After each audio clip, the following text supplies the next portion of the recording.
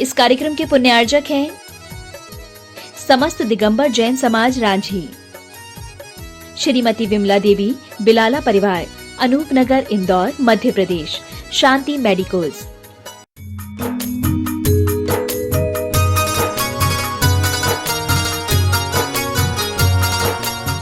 कहना है कि हम अयोध्या नगरी में जा रहे हैं, जहां पर भगवान आदिनाथ का उत्सव हो रहा है।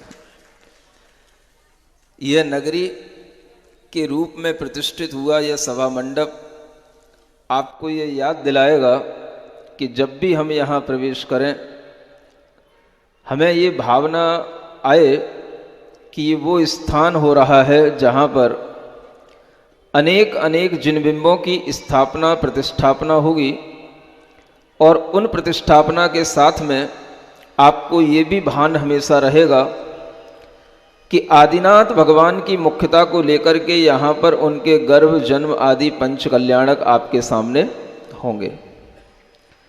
गर्भ कल्याणक होने से पहले अनेक तरह के अतिशय होते हैं, और गर्भ कल्याणक होने से पहले ही अनेक प्रकार के रत्नों की, पुष्पों की वर्षा हमेशा उस आंगन में होती है जहाँ पर उस पुत्र को जन्म लेना होता है। कोख में आने से पहले भी 6 महीने पहले से यह इंद्र की आज्ञा से रत्नों की वर्षा प्रारंभ होती है, और 15 महीने तक, 9 महीने और जोड़ लेने पर 15 महीने तक इस तरह का यह उत्सव का माहौल निरंतर चलता है। अगर आप लोग इस पंच कल्याणक की मनोवैज्ञानिकता को समझें तो ये समझ आ सकता है कि सारा का सारा यह कार्यक्रम एक तरह से हर्ष उल्लास का कार्यक्रम होता है। यहाँ किसी के चेहरे पर 12 नहीं बजनी चाहिए। चाहे आप लोगों ने कुछ खाया पिया हो या नहीं हो, आपको हर समय पर एनर्जेटिक रहना चाहिए। जब आपके सामने ओम नमः सिद्धिव्या बोली जाए तो आपकी कमर सीधी हो जानी चाहिए। तीर्थंकरों का आगमन होता है, जिस स्थान पर उन्हें गर्भ में आना होता है वहाँ पर हर समय पर ढोल, देव दुंदुभियाँ, अनेक तरह के वाद्य यंत्र देवों के द्वारा बजाए जाते हैं। हमेशा वहाँ पर एक मंगल का वातावरण रहता है। किसी के लिए भी थोड़ी बहुत देर के लिए भी वहाँ पर ऐसा नहीं लगता कि हम यहाँ पर बोर हो रहे हैं। आप लोग बोर तो नहीं हो रहे? अब तो कहोगे नहीं हो रहे। बोर होने का मतलब है कि हम अपने मन के अंदर किसी भी तरह के उस पुण्य भाव से नहीं जुड़ रहे हैं, या उन तीर्थंकरों की उस घटना से नहीं जुड़ रहे हैं जिससे हमें जुड़ना चाहिए।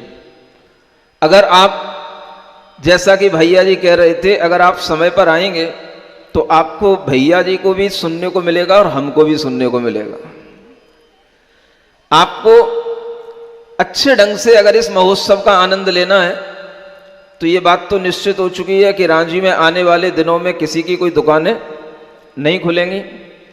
जब तक पंच कल्याणक है तब तक किसी को दुकान खोलने का कोई अधिकार नहीं होगा, और अगर फिर भी दुकान खुलती है तो उससे जैनत्व का सर्टिफिकेट छीन लेना। यह इसीलिए रखा गया है ताकि आप लोग समय पर आकर के पूरा का पूरा आनंद ले सकें। और इस आनंद में अगर आपको भगवान आदिनाथ के वर्तमान के भी 5 कल्याणक देखना है तो वो भी आपको दिखाई दे सकते हैं, और अगर समय मिले तो हम भगवान के पिछले 10 भवों की गाथा भी आपको संक्षेप में बता सकते हैं। आपका मन जुड़ना चाहिए। सोचना है हमें कि यह संसार में जीव कहां से आता है, कहां पर आकर के उत्पन्न हो जाता है, और किस तरह से यह जीव अपना एक जीवन जीता है, और उस जीवन में उसके अंदर किस तरह से एक परिवर्तन आते हैं, और उन परिवर्तनों के माध्यम से वह जीव कहां से कहां तक की यात्रा धारा में पहुंच जाते हैं, जहां पर भोग भूमि का अवसान होने के बाद में कर्म भूमि प्रारंभ होती है, और जहां से ही सब कुछ जीवन जीना शुरू होता है। भगवान आदिनाथ उससे भी पहले 10 भवों पहले से उनकी कुछ कथाएं शास्त्रों में वर्णित हैं और उस कथा को भी अगर हम सुनते हैं तो हमें समझ आ सकता है कि यह जीवन अनादि अनंत चल रहा है। इस जीवन का न कोई प्रारंभ है, न इसका कभी कोई अंत होने वाला है। और अगर अंत हो सकता है तो इसी रूप में हो सकता है जैसे भगवान ने अपने संसार का अंत किया है। इसीलिए आपको ये बात हमेशा याद रखनी चाहिए कि हमें संसार का विच्छेद करने वाले इन तीर्थंकरों की जीवन चरित्र से सीखना है कि हमारा जो ये जन्म है, ये जन्म एक बहुत छोटे से समय के लिए है। अगर हम पिछले जन्मों की बात देखें तो न जाने कितने जन्म हो चुके हैं। भगवान आदिनाथ से पहले भी इस धरती पर, और उस जीवन के माध्यम से आप ये समझ सकते हैं कि जब भगवान इस भरत क्षेत्र में यहां पर नहीं होते हैं तो दूसरे भी और क्षेत्र होते हैं जिन्हें विदेह आदि क्षेत्र कहते हैं, और उन क्षेत्रों में भी जीवन चलता है। हमेशा मनुष्य अनेक अनेक जगहों पर जन्म लेकर के अनेक अनेक तरह के कार्यों से अपना जीवन आगे बढ़ाता है। और आचार्यों ने पूरे अनादि काल के जीवन की तो चर्चा करना संभव नहीं है, लेकिन जब वो तीर्थंकर बनते हैं तो उससे पहले के 10 भव 11 भव पहले की बात शुरू करके आपको ये बताया जा सकता है कि वह भगवान किस तरह से बनते बनते आखिर में आते आते 11वें भव में भगवान आदिनाथ का रूप लेते हैं और वह भगवान आदिनाथ के रूप में सामने आते हैं। ये चीज हमारे जानकारी में होनी चाहिए। हम भगवान आदिनाथ से जुड़े, ऋषभदेव भगवान से जुड़े, और ऋषभदेव भगवान की वह कथा जो 11 भव पहले से शुरू होती है, जिसमें वह एक विदेह क्षेत्र में होते हैं और उस स्थान पर वहां पर वह जन्म लेते हैं जहां पर कि राजा के पुत्र के रूप में उनका जन्म होता है। और उस जन्म के समय पर उनका 11 भव पहले का नाम एक जय वर्मा उनका नाम होता है। क्या होता है? 2 भाई होते हैं, एक जय वर्मा और एक श्री वर्मा। जय वर्मा बड़े भाई थे, श्री वर्मा छोटे भाई थे। इनके पिता ने कुछ कारणों के माध्यम से, कुछ बातों के कारण से, या जय वर्मा के अंदर उतनी योग्यता या गुण न देखने के कारण से उन्होंने अपना राज्य छोटे भाई को दे दिया, छोटे पुत्र को दे दिया। और जब पिता ने अपना राजपाट छोटे पुत्र को दे दिया तो बड़े पुत्र को अच्छा नहीं लगा और वह बड़ा पुत्र घर छोड़ करके, सब कुछ छोड़ करके जंगल चला गया और वह मुनि महाराज के पास में जाकर के दीक्षा ग्रहण कर लिया। जब दीक्षा ग्रहण करने के बाद में कुछ ही समय व्यतीत हुआ था, उनके लिए बहुत ज्यादा ज्ञान नहीं था, वह गुरु के पास में बहुत ज्यादा रह नहीं पाए और उसी के कारण से उनके अंदर जो संस्कार आने चाहिए थे वो संस्कार नहीं आ पाए। वह तपस्या कर रहे थे लेकिन जिस ज्ञान के साथ में तपस्या होनी चाहिए थी वो ज्ञान उन्हें उपलब्ध नहीं हो पाया। एक जन्म वह होता है जब वह मां की कोख से जन्म लेता है और एक जन्म वह होता है जब वह गुरुओं के माध्यम से व्रतों को धारण करके संस्कारित होता है, तब उसका दूसरा जन्म होता है।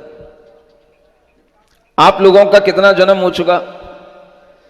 एक ही जन्म हुआ कि 2 जन्म हो गए? एक ही जन्म हुआ। चेष्टा करनी चाहिए कि हमारा दूसरा जन्म भी हो जाए। एक जन्म वह होता है जब हम उसे पूत कहते हैं, और पूत कहते हुए भी वह पूत हमारा सपूत भी हो सकता है, कुपूत भी हो सकता है। और ये भगवान आदिनाथ की कथा उन्हीं 2 पुत्रों से शुरू होती है, जो एक में एक कुपूत है और एक सपूत है। सपूत को तो उनके पिता ने राज्य दे दिया और जो कपूत के रूप में था वह उस समय पर सोचता रह गया कि हमें राज्य नहीं मिला, तो वह अपमान को नहीं झेलने के कारण से वह जाकर के एक साधु बन जाता है। इसलिए आचार्य कहते हैं हमेशा ज्ञान पूर्वक ही आचरण करना चाहिए। किम मोक्ष तरोर बीजम सम्यक ज्ञानम क्रिया सहितम। मोक्ष का बीज क्या है? तो आचार्य कहते हैं सम्यक ज्ञानम क्रिया सहितम। ज्ञान भी सम्यक हो और क्रियाएं भी सम्यक हो, तब हमारे लिए वह मोक्ष फल का आनंद हमें प्राप्त हो सकता है। और जब हमारे अंदर इन दोनों चीजों में किसी चीज की कमी होती है तो हमारे लिए सम्यक दर्शन ज्ञान चारित्र का मार्ग बन नहीं पाता है। बच्चों के लिए एक जन्म मां के माध्यम से होता है और एक जन्म गुरु के माध्यम से, व्रतों के माध्यम से दिया जाता है। अगर ये दोनों जन्म हमारे जीवन में आ जाएं तो हमारा जीवन सार्थक हो जाता है। इस पंच कल्याणक के अवसर पर आपके समक्ष एक वह भी कार्यक्रम आने वाला है जिस कार्य में आपके लिए यह भी एक अनुभव करने को मिल सकता है, आपके बच्चों के लिए यह लाभ मिल सकता है, यह अवसर आ रहा है जब वह अपने दूसरे जन्म की भी तैयारी कर सकते हैं। और वह दूसरा जन्म क्या है, समझ रहे हैं ना आप लोग? क्या है? बच्चों के अंदर का एक नया संस्कार, उनके अंदर एक नए ज्ञान के साथ, एक नए व्रतों के साथ में उनके लिए प्रदान करना, यह भी बड़ा मनोवैज्ञानिक है। एक जन्म जो हमारा होता आया है यह हमारी अनादि परंपरा का सूचक होता है, और जब हम दूसरा जन्म जीते हैं तो उससे हमारे पुराने संस्कार हट करके हमारे अंदर नए संस्कार आते हैं। और इसीलिए किसी ने मुझसे पूछा कि महाराज, संस्कार लेने के लिए बच्चों को मुंडन क्यों कराना जरूरी है, बाल बिल्कुल साफ कराना क्यों जरूरी है? मैं आपको बताना चाह रहा हूं कि संस्कार को प्राप्त करने के लिए आपके लिए इस मनोवैज्ञानिक रीति से सोचना है कि जब बच्चा बड़ा होता है तो उसका दूसरा जन्म अगर हम देते हैं तो पिछले जन्म का जो संस्कार वो साथ लेकर के आ रहा है उसको पहले साफ करना। और वो साफ कहां से होगा? वो साफ होता है जो उसके सिर के ऊपर बाल होते हैं, वह बाल अगर वो साफ कर लेता है तो वह एक जो उसका अनादिकालीन मोह चला आ रहा है उस मोह की सफाई हो जाती है और फिर उसके लिए नया संस्कार दिया जा सकता है। क्योंकि आप जानते हो नई चीज नए पात्र में, साफ पात्र में ही रखी जा सकती है। गंदे पात्र में कितनी अच्छी चीज रखी जाएगी उसका कोई भी उपयोग नहीं होगा। आपको कितना भी अच्छा वस्तु प्रदान आपको की जाए, चाहे आप रसगुल्ला रखें, चाहे आप कितनी अच्छी मेवाएं रखें, अगर बर्तन आपका गंदा है तो वो सारी चीजें गंदी हो जाएंगी। यह एक मनोविज्ञान है कि जब आपके लिए कोई नया संस्कार लेना हो तो उस संस्कार से पहले आचार्य कहते हैं अपने सिर को साफ रखो, पुराने संस्कारों को हटा लो, और गुरु के माध्यम से अगर आपको नया संस्कार मिल रहा है तो आप उस नए संस्कार के लिए अपनी पहले बुद्धि साफ करो। बुद्धि साफ कैसे हो सकती है? तो भीतर से तो दिखाई नहीं दे सकती है, तो ऊपर से आप अपनी बुद्धि साफ करने का यह प्रतीक है। सिर को मुंडन करना यह आपके लिए पहला कारण है।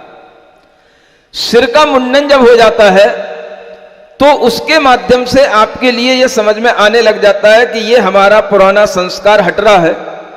और दूसरा कारण यह है कि अगर आप सिर को मुड़ा सकते हैं तो इसका मतलब है यह आपके अंदर के बहुत बड़े समर्पण भाव का, भक्ति भाव का प्रतीक होता है। सिर को मुड़ाने का मतलब, अगर आपने सिर मुड़ा लिया तो इसका मतलब है कि आपको धर्म के लिए भी सब कुछ समर्पित करने की भावना है, अपने जीवन को उन्नत बनाने के लिए भी सब कुछ समर्पित करने की भावना है। यह उसका दूसरा मनोवैज्ञानिक कारण है। समर्पण जब होता है तो उस समय पर हम ये नहीं देखते कि इसमें हमें बहुत अच्छा लग रहा है, ये हमारे राग की चीज है। राग की चीज को हटा करके ही आपका समर्पण देखा जाता है। जब आप राग का, मोह का त्याग करेंगे तभी आपके अंदर का वह समर्पण भाव दिखाई देगा। और वह समर्पण भाव दिखाई देता है, यह एक तरह का बहुत बड़ा सैक्रिफाइस होता है। जब हम अपने बालों से मोह रखते हैं और उस मोह को छोड़ करके भी हम ये सोचते हैं नहीं, हमें धर्म के लिए, समाज के लिए, अच्छे संस्कारों के लिए और यहां तक कि देश का एक अच्छा नागरिक बनने के लिए अगर हमें कोई नए संस्कार मिल रहे हैं तो हम इन नए संस्कारों को ग्रहण करें। यह भावना जब आती है तभी वह व्यक्ति जब अपने बाल कटा सकता है तो धर्म के लिए कभी अपना सर भी रख सकता है। इसके लिए भी कोई उसको सोचने की जरूरत नहीं पड़ेगी। ये तभी संभव है। इसलिए ये बहुत ही मनोवैज्ञानिक चीजें हैं। इन चीजों का अर्थ आपको भी समझना है, अपने बच्चों को भी समझाना है। अगर बच्चे मोह में आकर के इस तरह से पीछे हटते हैं तो उन बच्चों के अंदर समर्पण का भाव, भक्ति का भाव आप प्रदान कर पाएंगे तो इसी के माध्यम से कर पाएंगे। इसलिए एक जो बाल मुंडन संस्कार होगा उसके साथ साथ यहां पर अनेक और भी संस्कार होंगे, ये भी ध्यान रखना। क्योंकि बच्चों की आयु 5 वर्ष से 6 वर्ष से लेकर के 16-20 वर्ष तक की रखी हुई है।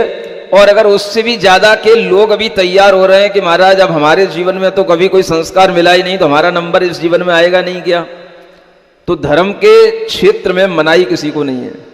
जिसका मन हो आकर के बैठ जाना। उसमें कई तरह के संस्कार आपको मिलेंगे। एक अन्नप्राशन संस्कार होगा जो विशेष रूप से मुनि श्री प्रसाद सागर जी महाराज के माध्यम से यहां पर आएगा, आपको बताया गया है। और उनकी बहुत इच्छा है कि अन्नप्राशन संस्कार भी यहां पर कराया जाए। स्वर्ण प्राशन, ये पहली बार जब बच्चे के लिए भोजन देने का संस्कार होता है तब किया जाता है। उसी के साथ साथ जब बच्चा पढ़ने के योग्य हो जाता है, लिखने के योग्य हो जाता है, तो उसके लिए एक संस्कार आता है जिसे लिपि संख्यान संस्कार कहते हैं। आज बच्चों की एक बड़ी समस्या बन रही है, हमारा पढ़ने में मन नहीं लगता, पढ़ते हैं तो याद नहीं होता, याद करते हैं तो एग्जाम में जाकर के भूल जाते हैं। हम याद करते करते भी जो है जितना याद करते हैं वह हमें याद रह नहीं पाता है। अनेक तरह की जो बच्चों की पढ़ने संबंधी समस्याएं हैं, उन समस्याओं का निदान करने के लिए, एक तरह से उन्हें विद्या अर्जित करने के लिए जो भी संस्कारों की आवश्यकता होती है, जो सरस्वती की प्राप्ति उन्हें हो सकती है, उसकी एक नई विधि आपको बताई जाएगी जो बिल्कुल अद्भुत होगी, जो पहली बार ही आपके सामने आएगी। वो तभी बताएंगे वो क्या होगी। बच्चा अगर प्रतिदिन वह कार्य करेगा जो यहां बताया जाएगा तो उसके लिए विद्या की प्राप्ति होगी, उसका पढ़ने में मन लगेगा, वह सुसंस्कारित होगा, साथ साथ सम्यक ज्ञान की आराधना करने के योग्य भी बनेगा। ये सारी की सारी चीजें संस्कारों से आती हैं। आप देखेंगे कि भगवान आदिनाथ के जीवन में भी जिस पर्याय में वह जन्म ले रहे हैं उस पर्याय में भी उनके सारे के सारे जो कार्य होते हैं, पंच कल्याणक माने 5 बड़ी बड़ी घटनाएं हैं, वह भी एक तरह के सब संस्कार हैं। और उन संस्कारों के माध्यम से ही एक अचेतन बिंब के अंदर इतनी शक्ति आ जाती है कि वह अचेतन बिंब एक भगवान का रूप ले लेता है। और वह अचेतन जो पाषाण है या धातु है वह भी एक तरह से प्रतिष्ठित या पूज्य हो जाती है। तो आप समझें कि जब अचेतन बिंब में इतनी शक्ति आ जाती है तो अगर किसी चेतन को संस्कारित किया जाए तो उसके अंदर कितनी शक्ति आ सकती है। यह ज्ञान अगर आपके अंदर रहे, यह जागृति अगर आपके अंदर रहे तो आप समझ सकते हैं कि संस्कारों का कितना बड़ा महत्व होता है। इसलिए वह संस्कार ही था जब जय वर्मा के लिए यह महसूस हुआ कि हमें अपने जीवन में बहुत अपमानित होना पड़ा। यह उस जय वर्मा के अंदर का अपमान का भाव उसे साधु तो बना दिया, लेकिन साधु बनते बनते उसने एक बहुत बड़ी जो एक कमी रह जाती है वो कमी उसके अंदर बनी रही। एक बात हमेशा याद रखना, आजकल के बच्चों के लिए जो बच्चे अपमान को सहन नहीं करना जानते, जो बच्चे बात बात में गुस्सा करते हैं, उनके लिए जीवन में पूर्णतया खुश होकर के रहना बहुत असंभव होता है।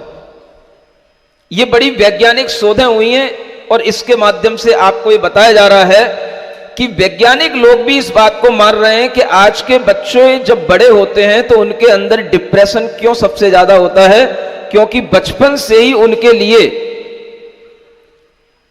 अपमानित होने का कभी भी भाव नहीं मिलता और उन्होंने कभी अपमान का कोई दंश नहीं सहा होता।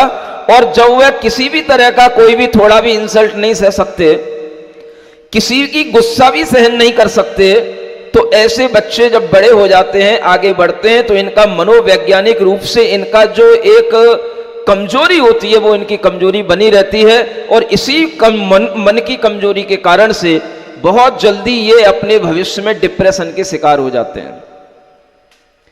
इन घटनाओं से हम ये देखें कि व्यक्ति जब डिप्रेशन का शिकार होगा, उससे पहले उसका मन कमजोर होगा तो वह अपमान को सहन नहीं कर पाएगा, और अपमान को सहन नहीं करने के लिए भी वो बड़े बड़े काम कर सकता है।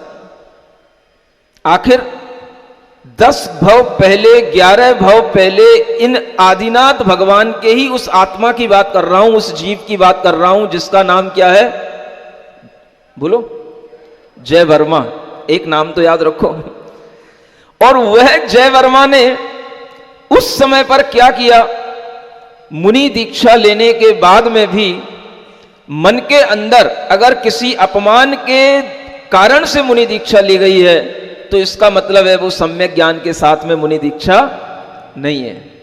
और इसी कारण से उन्होंने एक बार तपस्या करते करते हुए भी एक विद्याधर को अपने सामने से जाते हुए देखा, और विद्याधर का मतलब बहुत बड़े वैभव के साथ में, बहुत बड़े परिकर के साथ में, बहुत बड़ा परिवार, बहुत बड़े राजाओं के साथ गुजरना। और इस तरह से वह एक विद्याधर जा रहा था विमानों में बैठे हुए। उन्होंने देख लिया कि एक विद्याधर इतनी बड़ी सेना, इतने बड़े ठाट बाट के साथ में जा रहा है, जैसे आज आप लोग बड़े ठाट बाट के साथ में श्री जिनेंद्र भगवान को लेकर के इस अयोध्या नगरी में आए। अनेक लोगों ने रास्ते में देखा और आपके ठाट बाट को देख करके सोनी हो सब आए, और सबने आकर के भगवान जिनेंद्र देव को भी नमस्कार किया और निर्ग्रंथ गुरुओं को भी नमस्कार किया, यह सोच करके कि यह कोई अद्भुत प्रभावना का कार्य आपके माध्यम से हो रहा है। इससे ज्यादा उन्हें कुछ ज्ञान नहीं। लेकिन यह भी देख करके कई बार दूसरों के मन में जो भाव उत्पन्न होता है, यह भाव भी कई तरह का हो सकता है। भगवान जिनेंद्र देव की प्रभावना देख करके यह भाव भी हो सकता है कि हे भगवान, हम भी आपकी तरह ऐसे ही महान बने। राजाओं को देख करके भाव उत्पन्न हो सकता है कि हम भी राजा बने। विद्याधरों को देख करके भाव उत्पन्न हो जाता है कि हम भी ऐसे विद्याधर के वैभव को प्राप्त करें। जब आपके सामने कोई IAS बन करके आता है, कलेक्टर बन के आता है, तो बच्चों के भाव हो जाते हैं कि हम भी ऐसा ही एक कलेक्टर बने। जब कोई बड़ी बड़ी IIT करने के बाद में बड़े बड़े जॉब करने के लिए विदेशों में चला जाता है और उसे पता पड़ता है कि हमारे घर के परिवार के लोग इतने बड़े बन गए, तो बच्चों के मन में आता है हम भी ऐसे ही BTech MTech करके बड़े बने। ये भाव बड़े बनने का हमेशा आदमी के अंदर पड़ा रहता है। और जय वर्मा के अंदर भी मुनि होने के बावजूद भी उनके अंदर उस अज्ञानता से भाव आ गया कि काश हम भी ऐसे विद्याधरों के वैभवों को प्राप्त हों, ये विद्याधरों का वैभव हमको भी प्राप्त हो। वो सोच रहे थे, अपने मन में भाव कर रहे थे, और ये भाव शास्त्र की भाषा में एक निदान भाव कहलाता है। भविष्य के लिए भोगों की आकांक्षा करना माने मुक्ति की तो कोई आकांक्षा है ही नहीं। और अगर भोगों की आकांक्षा हो जाती है तो वह भीतर से मुनित्व का भाव चला जाता है, और उसी के कारण से जो भीतर एक साधुपने का भाव होता है वह भाव बदल करके वह एक संसार के भाव में परिवर्तित हो जाता है। और यही उन जय वर्मा के साथ हुआ। संयोग की बात थी, इधर उन्होंने मन में भाव किया उन विद्याधर के वैभव को देख करके, और उसी समय पर उन्हें एक सर्प ने काट लिया।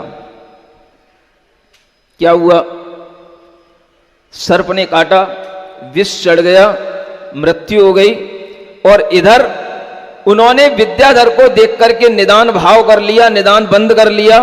और ऐसा देख करके जब उन्होंने ये भाव कर लिया तो उसी के परिणाम स्वरूप उनका अगला जन्म कहां होता है? उन्होंने अपने जीवन में जो व्रत लिया, तप किया, उसका पुण्य भी साथ काम करेगा। लेकिन चूंकि उन्होंने निदान कर लिया, इसलिए उनके जीवन में अब एक अगला जन्म होता है, वो देव पर्याय में नहीं होता, और वह एक अगले भव में एक बहुत अच्छे राजा के यहां पर मनुष्य बनते हैं। और वह मनुष्य बनकर के उनका वह अगला भव शुरू होता है। यानी आदिनाथ भगवान से अगर हम पीछे की ओर जाएं तो अब कौन सा भव शुरू होगा? 10वां भव शुरू होगा। 11वां भव कौन सा है? जय वर्मा का भव है। और वहां से आते आते 10वें भव में अगर हम देखेंगे तो वह एक दूसरे मनुष्य के रूप में होगा, और उस भव की चर्चा भी हम आपसे बाद में करेंगे, क्योंकि आज आपके लिए जो सायंकाल का समय हो रहा है, इस समय पर अगर आपकी मनोस्थिति ज़्यादा नहीं बनेगी तो वह बहुत अच्छी भावना के साथ में दिया गया ज्ञान भी आपके भीतर प्रवेश नहीं कर पाएगा। क्योंकि आप आज रथ यात्रा, घट यात्रा के साथ में यहाँ तक आए हैं, थक भी गए होंगे, और थकने के साथ साथ आपके मन में ये भी भाव होगा कि आखिर इन पंच कल्याणकों में क्या एक नया होने वाला है।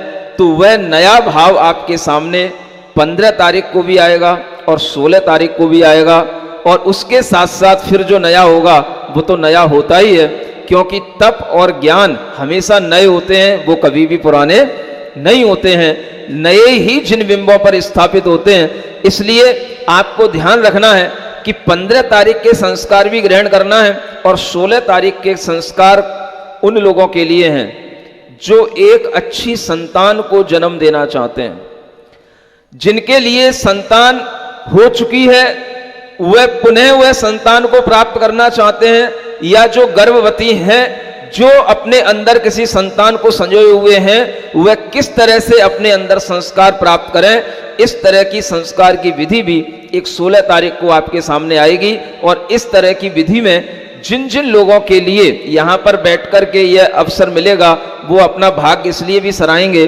कि उन्हें पंच कल्याणक के पवित्र दिनों में इस तरह के संस्कार प्रदान किए जा रहे हैं। यह भाव उनके अंदर अगर रहेगा तो इसकी पवित्रता कई गुना बढ़ जाएगी। इसलिए आप लोग यह मंगल भाव रखें कि यहाँ पर समय पर आकर के आप अपने अंदर इस तरह के संस्कारों को अर्जित करें। अगर आप समय पर आएंगे तो आपको यह समझ में आएगा कि भगवान आदिनाथ तो बहुत दूर की बात है, उससे पहले वो 10 भवों तक कहाँ से गुजरते हुए आए, और कैसे कैसे उन्होंने यह आदिनाथ भगवान के इस तरह के तीर्थंकरत्व को प्राप्त किया और वह प्रथम तीर्थंकर बने। इस तरह की चर्चा आपके समक्ष आएगी। आप लोग अपनी मंगल भावना बना करके रखें। समय पूर्ण हो रहा है। बोलिए आदिनाथ भगवान।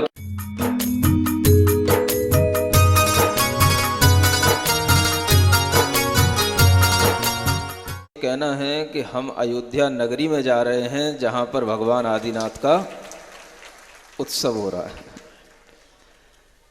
यह नगरी के रूप में प्रतिष्ठित हुआ यह सभा मंडप आपको यह याद दिलाएगा कि जब भी हम यहाँ प्रवेश करें, हमें ये भावना आए कि ये वो स्थान हो रहा है जहाँ पर अनेक अनेक जिन बिंबों की स्थापना प्रतिष्ठापना होगी, और उन प्रतिष्ठापना के साथ में आपको ये भी भान हमेशा रहेगा कि आदिनाथ भगवान की मुख्यता को लेकर के यहाँ पर उनके गर्भ जन्म आदि पंच कल्याणक आपके सामने होंगे। गर्भ कल्याणक होने से पहले अनेक तरह के अतिशय होते हैं, और गर्भ कल्याणक होने से पहले ही अनेक प्रकार के रत्नों की पुष्पों की वर्षा हमेशा उस आंगन में होती है जहाँ पर उस पुत्र को जन्म लेना होता है। कोख में आने से पहले भी 6 महीने पहले से यह इंद्र की आज्ञा से रत्नों की वर्षा प्रारंभ होती है, और 15 महीने तक, 9 महीने और जोड़ लेने पर 15 महीने तक इस तरह का यह उत्सव का माहौल निरंतर चलता है।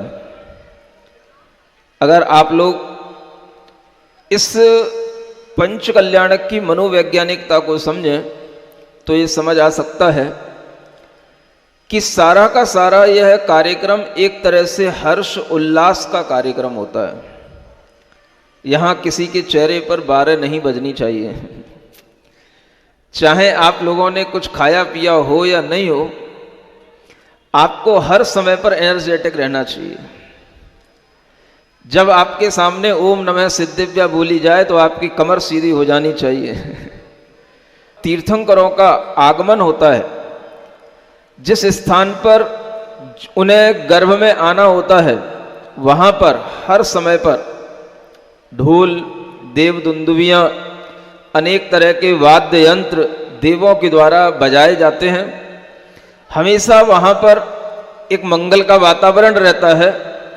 किसी के लिए भी थोड़ी बहुत देर के लिए भी वहां पर ऐसा नहीं लगता कि हम यहां पर बोर हो रहे हैं। आप लोग बोर तो नहीं हो रहे? अब तो कहोगे नहीं हो रहे।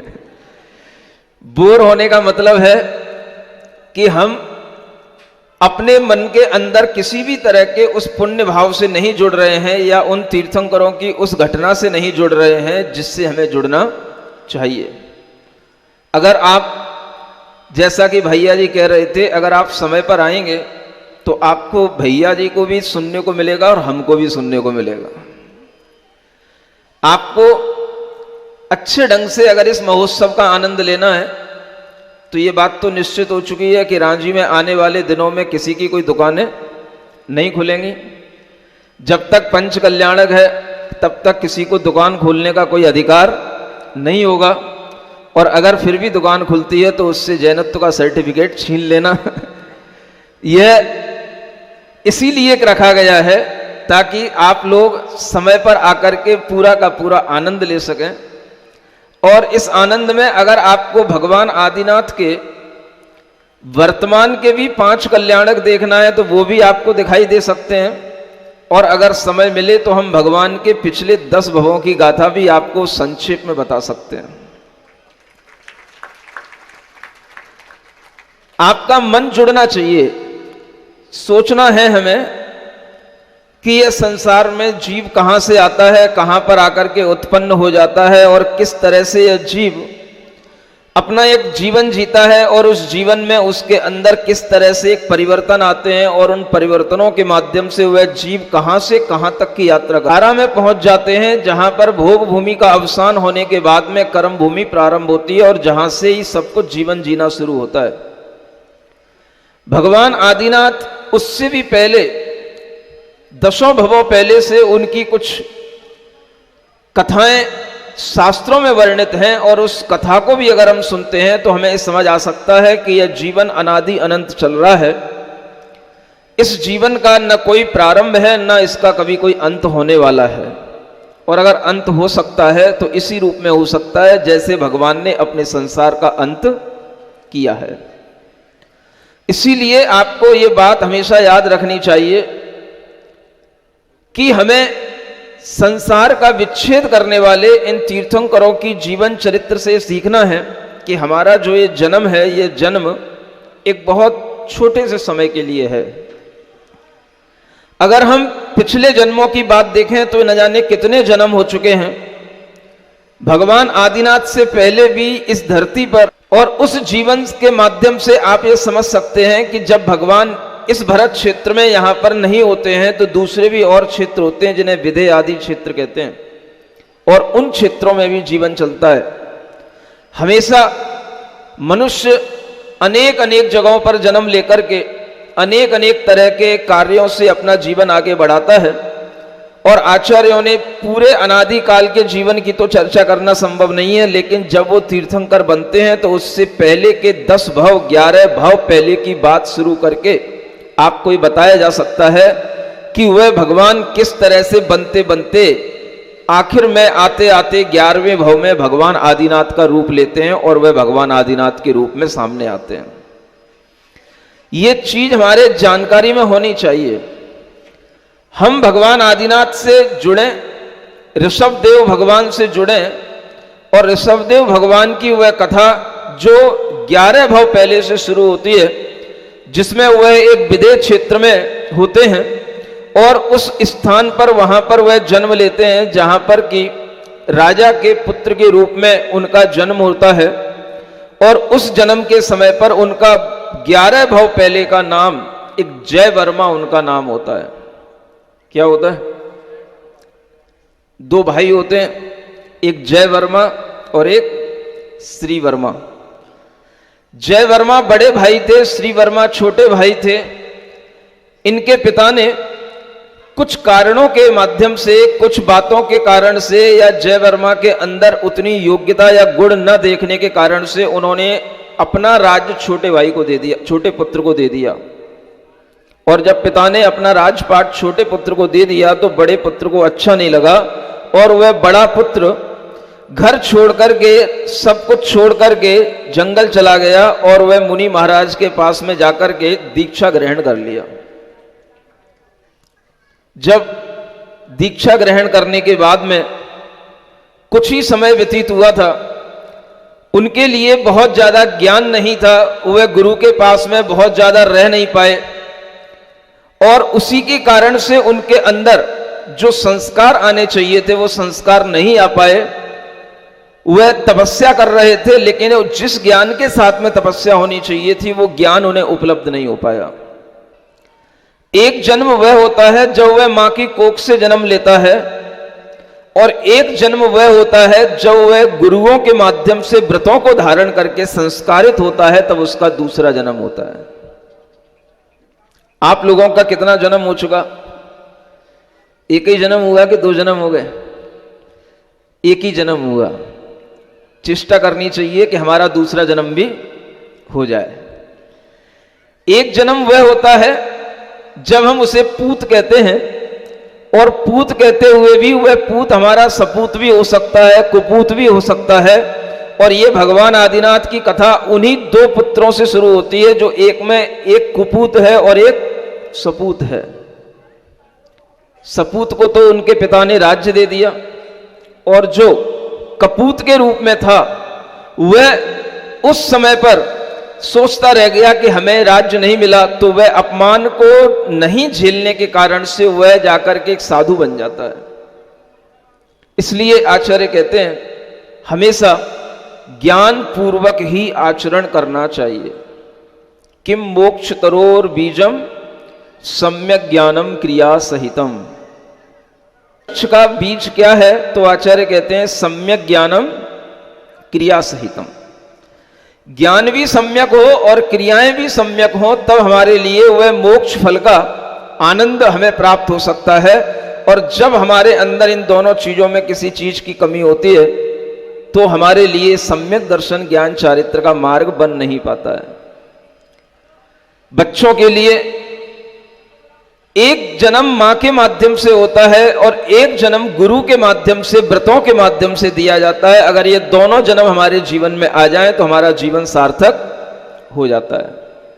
इस पंच कल्याणक के अवसर पर आपके समक्ष एक वह भी कार्यक्रम आने वाला है जिस कार्य में आपके लिए यह भी एक अनुभव करने को मिल सकता है, आपके बच्चों के लिए यह लाभ मिल सकता है, यह अवसर आ रहा है जब वह अपने दूसरे जन्म की भी तैयारी कर सकते हैं। और वह दूसरा जन्म क्या है? समझ रहे हैं ना आप लोग? क्या है? बच्चों के अंदर का एक नया संस्कार, उनके अंदर एक नए ज्ञान के साथ, एक नए व्रतों के साथ में उनके लिए प्रदान करना, यह भी बड़ा मनोवैज्ञानिक है। एक जन्म जो हमारा होता आया है यह हमारी अनादि परंपरा का सूचक होता है, और जब हम दूसरा जन्म जीते हैं तो उससे हमारे पुराने संस्कार हट करके हमारे अंदर नए संस्कार आते हैं। और इसीलिए किसी ने मुझसे पूछा कि महाराज, संस्कार लेने के लिए बच्चों को मुंडन क्यों कराना जरूरी है? बाल बिल्कुल साफ कराना क्यों जरूरी है? मैं आपको बताना चाह रहा हूं कि संस्कार को प्राप्त करने के लिए आपके लिए इस मनोवैज्ञानिक रीति से सोचना है कि जब बच्चा बड़ा होता है तो उसका दूसरा जन्म अगर हम देते हैं तो पिछले जन्म का जो संस्कार वो साथ लेकर के आ रहा है उसको पहले साफ करना। और वो साफ कहां से होगा? वो साफ होता है जो उसके सिर के ऊपर बाल होते हैं, वह बाल अगर वो साफ कर लेता है तो वह एक जो उसका अनादिकालीन मोह चला आ रहा है उस मोह की सफाई हो जाती है, और फिर उसके लिए नया संस्कार दिया जा सकता है। क्योंकि आप जानते हो नई चीज नए पात्र में, साफ पात्र में ही रखी जा सकती है। गंदे पात्र में कितनी अच्छी चीज रखी जाएगी उसका कोई भी उपयोग नहीं होगा। आपको कितना भी अच्छा वस्तु प्रदान आपको की जाए, चाहे आप रसगुल्ला रखें, चाहे आप कितनी अच्छी मेवाएं रखें, अगर बर्तन आपका गंदा है तो वो सारी चीजें गंदी हो जाएंगी। यह एक मनोविज्ञान है कि जब आपके लिए कोई नया संस्कार लेना हो तो उस संस्कार से पहले आचार्य कहते हैं अपने सिर को साफ रखो, पुराने संस्कारों को हटा लो, और गुरु के माध्यम से अगर आपको नया संस्कार मिल रहा है तो आप उस नए संस्कार के लिए अपनी पहले बुद्धि साफ करो। बुद्धि साफ कैसे हो सकती है? तो भीतर से तो दिखाई नहीं दे सकती है, तो ऊपर से आप अपनी बुद्धि साफ करने का यह प्रतीक है। सिर को मुंडन करना, यह आपके लिए पहला कारण है। सिर का मुंडन जब हो जाता है तो उसके माध्यम से आपके लिए यह समझ में आने लग जाता है कि यह हमारा पुराना संस्कार हट रहा है। और दूसरा कारण यह है कि अगर आप सिर को मुड़ा सकते हैं तो इसका मतलब है यह आपके अंदर के बहुत बड़े समर्पण भाव का, भक्ति भाव का प्रतीक होता है। सिर को मुड़ाने का मतलब, अगर आपने सिर मुड़ा लिया तो इसका मतलब है कि आपको धर्म के लिए भी सब कुछ समर्पित करने की भावना है, अपने जीवन को उन्नत बनाने के लिए भी सब कुछ समर्पित करने की भावना है। यह उसका दूसरा मनोवैज्ञानिक कारण है। समर्पण जब होता है तो उस समय पर हम ये नहीं देखते कि इसमें हमें बहुत अच्छा लग रहा है, ये हमारे राग की चीज है। राग की चीज को हटा करके ही आपका समर्पण देखा जाता है। जब आप राग का, मोह का त्याग करेंगे तभी आपके अंदर का वह समर्पण भाव दिखाई देगा, और वह समर्पण भाव दिखाई देता है। यह एक तरह का बहुत बड़ा सैक्रिफाइस होता है जब हम अपने बालों से मोह रखते हैं और उस मोह को छोड़ करके भी हम ये सोचते हैं नहीं, हमें धर्म के लिए, समाज के लिए, अच्छे संस्कारों के लिए और यहां तक कि देश का एक अच्छा नागरिक बनने के लिए अगर हमें कोई नए संस्कार मिल रहे हैं तो हम इन नए संस्कारों को ग्रहण करें। यह भावना जब आती है तभी वह व्यक्ति जब अपने बाल कटा सकता है तो धर्म के लिए कभी अपना सर भी रख सकता है। इसके लिए भी कोई उसको सोचने की जरूरत नहीं पड़ेगी। यह तभी संभव है। इसलिए ये बहुत ही मनोवैज्ञानिक चीजें हैं। इन चीजों का अर्थ आपको भी समझना है, अपने बच्चों को भी समझाना है। अगर बच्चे मोह में आकर के इस तरह से पीछे हटते हैं तो उन बच्चों के अंदर समर्पण का भाव, भक्ति का भाव आप प्रदान कर पाएंगे तो इसी के माध्यम से कर पाएंगे। इसलिए एक जो बाल मुंडन संस्कार होगा उसके साथ साथ यहां पर अनेक और भी संस्कार होंगे, ये भी ध्यान रखना। क्योंकि बच्चों की आयु 5 वर्ष से 6 वर्ष से लेकर के 16-20 वर्ष तक की रखी हुई है, और अगर उससे भी ज्यादा के लोग अभी तैयार हो रहे हैं कि महाराज अब हमारे जीवन में तो कभी कोई संस्कार मिला ही नहीं तो हमारा नंबर इस जीवन में आएगा नहीं क्या। तो धर्म के क्षेत्र में मनाही किसी को नहीं है। जिसका मन हो आकर के बैठ जाना। उसमें कई तरह के संस्कार आपको मिलेंगे। एक अन्नप्राशन संस्कार होगा जो विशेष रूप से मुनि श्री प्रसाद सागर जी महाराज के माध्यम से यहां पर आएगा, आपको बताया गया है, और उनकी बहुत इच्छा है कि अन्नप्राशन संस्कार भी यहां पर कराया जाए। स्वर्ण प्राशन, ये पहली बार जब बच्चे के लिए भोजन देने का संस्कार होता है तब किया जाता है। उसी के साथ साथ जब बच्चा पढ़ने के योग्य हो जाता है, लिखने के योग्य हो जाता है, तो उसके लिए एक संस्कार आता है जिसे लिपि संख्यान संस्कार कहते हैं। आज बच्चों की एक बड़ी समस्या बन रही है, हमारा पढ़ने में मन नहीं लगता, पढ़ते हैं तो याद नहीं होता, याद करते हैं तो एग्जाम में जाकर के भूल जाते हैं। हम याद करते करते भी जो है जितना याद करते हैं वह हमें याद रह नहीं पाता है। अनेक तरह की जो बच्चों की पढ़ने संबंधी समस्याएं हैं, उन समस्याओं का निदान करने के लिए, एक तरह से उन्हें विद्या अर्जित करने के लिए जो भी संस्कारों की आवश्यकता होती है, जो सरस्वती की प्राप्ति उन्हें हो सकती है, उसकी एक नई विधि आपको बताई जाएगी जो बिल्कुल अद्भुत होगी, जो पहली बार ही आपके सामने आएगी। वो तभी बताएंगे वो क्या होगी।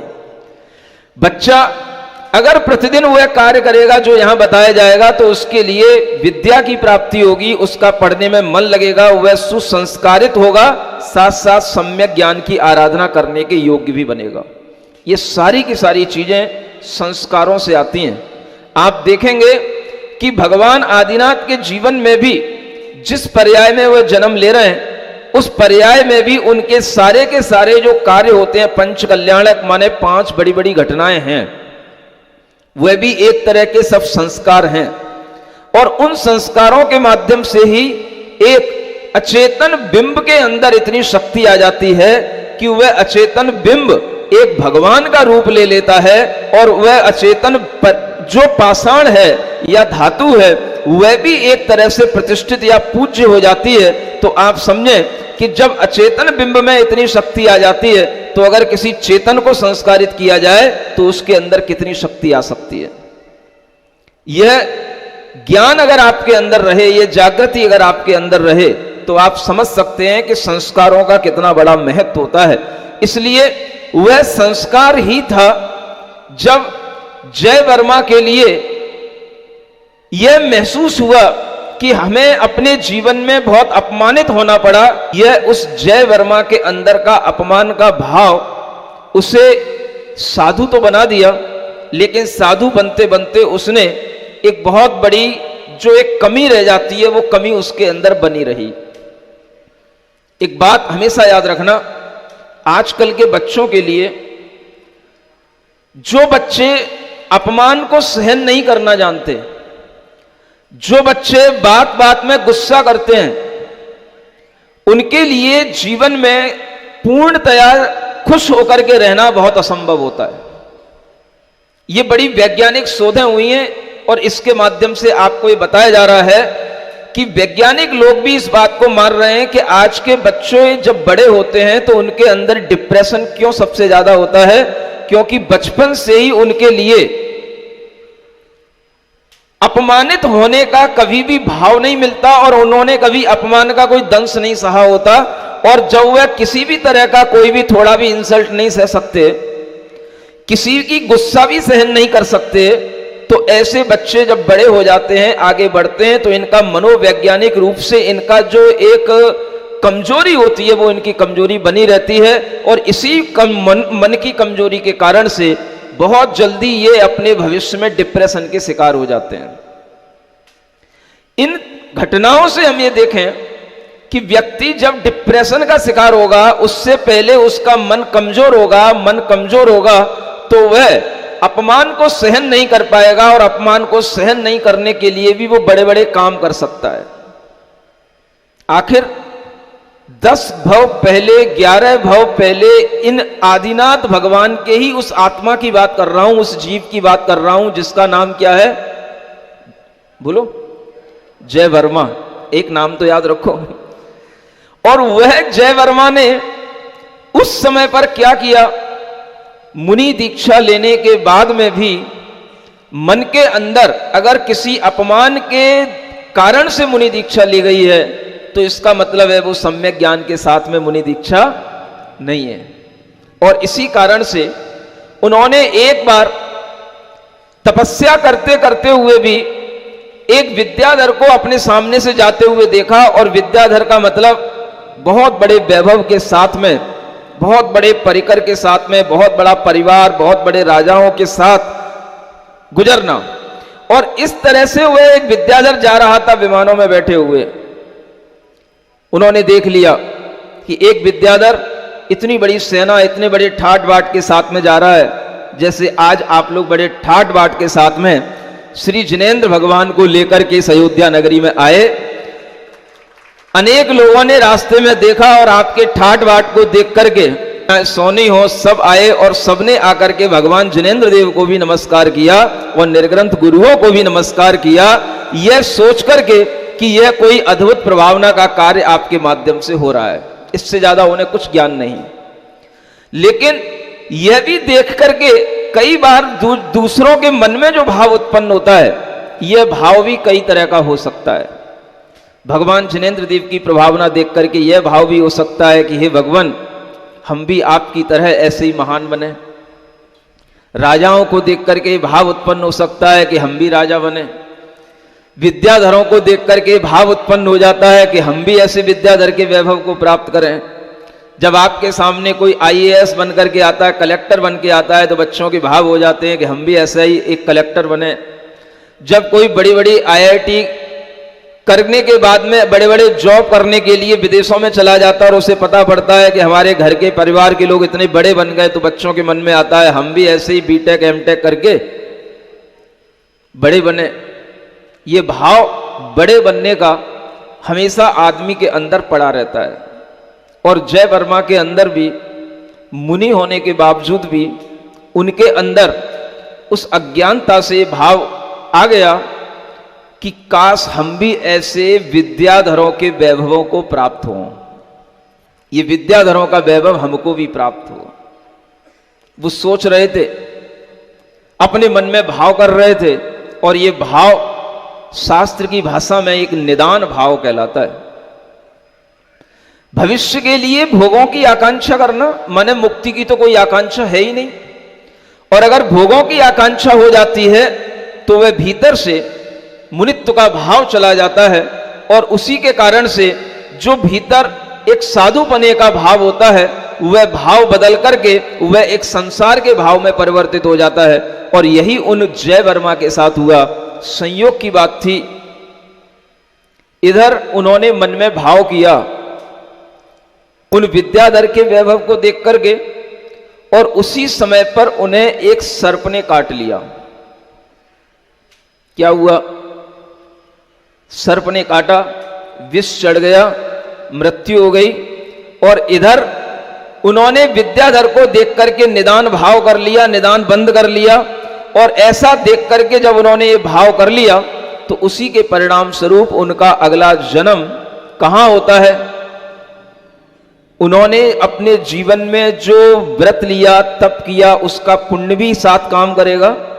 लेकिन चूंकि उन्होंने निदान कर लिया, इसलिए उनके जीवन में अब एक अगला जन्म होता है, वो देव पर्याय में नहीं होता, और वह एक अगले भव में एक बहुत अच्छे राजा के यहां पर मनुष्य बनते हैं। और वह मनुष्य बनकर के उनका वह अगला भव शुरू होता है। यानी आदिनाथ भगवान से अगर हम पीछे की ओर जाएं तो अब कौन सा भव शुरू होगा? 10वां भव शुरू होगा। 11वां भव कौन सा है? जय वर्मा का भव है। और वहां से आते आते 10वें भव में अगर हम देखेंगे तो वह एक दूसरे मनुष्य के रूप में होगा। और उस भव की चर्चा भी हम आपसे बाद में करेंगे, क्योंकि आज आपके लिए जो सायंकाल का समय हो रहा है, इस समय पर अगर आपकी मनोस्थिति ज़्यादा नहीं बनेगी तो वह बहुत अच्छी भावना के साथ में दिया गया ज्ञान भी आपके भीतर प्रवेश नहीं कर पाएगा। क्योंकि आप आज रथ यात्रा, घट यात्रा के साथ में यहाँ तक आए हैं, थक भी गए होंगे, और थकने के साथ साथ आपके मन में ये भी भाव होगा कि आखिर इन पंच कल्याणकों में क्या एक नया होने वाला है। तो वह नया भाव आपके सामने 15 तारीख को भी आएगा और 16 तारीख को भी आएगा। और उसके साथ साथ फिर जो नया होगा वो तो नया होता ही है, क्योंकि तप और ज्ञान हमेशा नए होते हैं, वो कभी भी पुराने नहीं होते हैं। नए ही जिन बिंबों पर स्थापित होते हैं। इसलिए आपको ध्यान रखना है कि 15 तारीख के संस्कार भी ग्रहण करना है, और 16 तारीख के संस्कार उन लोगों के लिए हैं जो एक अच्छी संतान को जन्म देना चाहते हैं। जिनके लिए संतान हो चुकी है वह पुनः वह संतान को प्राप्त करना चाहते हैं, या जो गर्भवती हैं, जो अपने अंदर किसी संतान को संजोए हुए हैं, वह किस तरह से अपने अंदर संस्कार प्राप्त करें। इस तरह की संस्कार की विधि भी एक 16 तारीख को आपके सामने आएगी। और इस तरह की विधि में जिन जिन लोगों के लिए यहाँ पर बैठ कर के यह अवसर मिलेगा, वो अपना भाग्य इसलिए भी सराहेंगे कि उन्हें पंच कल्याणक के पवित्र दिनों में इस तरह के संस्कार प्रदान किए जा रहे हैं। यह भाव उनके अंदर अगर रहेगा तो इसकी पवित्रता कई गुना बढ़ जाएगी। इसलिए आप लोग यह मंगल भाव रखें कि यहाँ पर समय पर आकर के आप अपने अंदर इस तरह के संस्कारों को अर्जित करें। अगर आप समय पर आएंगे तो आपको यह समझ में आएगा कि भगवान आदिनाथ तो बहुत दूर की बात है, उससे पहले वो 10 भवों तक कहां से गुजरते हुए आए और कैसे कैसे उन्होंने यह आदिनाथ भगवान के इस तरह के तीर्थंकरत्व को प्राप्त किया और वह प्रथम तीर्थंकर बने, इस तरह की चर्चा आपके समक्ष आएगी। आप लोग अपनी मंगल भावना बना करके रखें। समय पूर्ण हो रहा है। बोलिए आदिनाथ भगवान की। इस कार्यक्रम के पुण्यार्जक थे समस्त दिगंबर जैन समाज रांझी, श्रीमती विमला देवी, बिलाला परिवार, अनूपनगर, इंदौर, मध्य प्रदेश, शांति मेडिकोज।